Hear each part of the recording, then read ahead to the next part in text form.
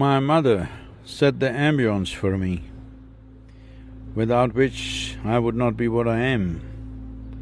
Motherhood is not about biology, but of unconditional inclusion. The essential quality of motherhood must be understood in terms of seeing someone as a part of yourself. Well, in various other relationships, people may do it. They may experience another human being as a part of themselves. But the longest lasting experience of inclusion in human experience is motherhood.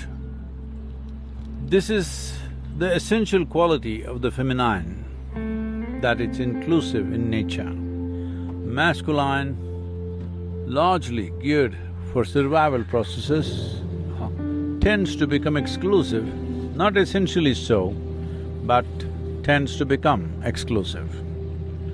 But feminine, focused more towards the essentials of life, is naturally inclusive. Women naturally have this ability or inclination to be inclusive. Whoever they think they love, they include them absolutely.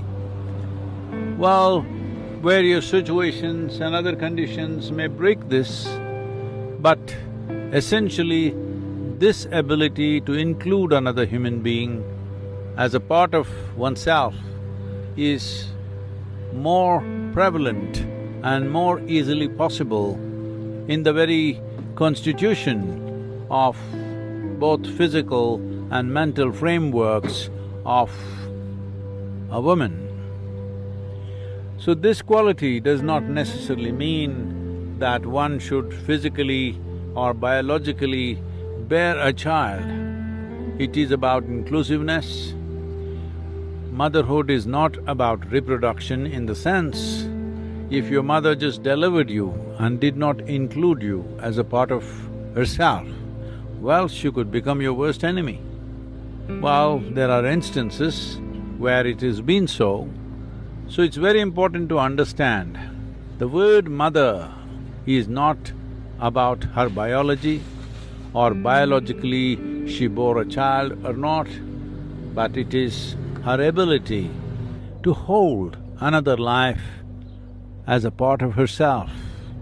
This beautiful experience need not be limited to biological mothers, nor does it need to be limited to women alone. Every human being is capable of this, that every human being in one's life should know what it means to be a mother, not by reproducing, but just by including someone as a part of yourself or everyone as a part of yourself.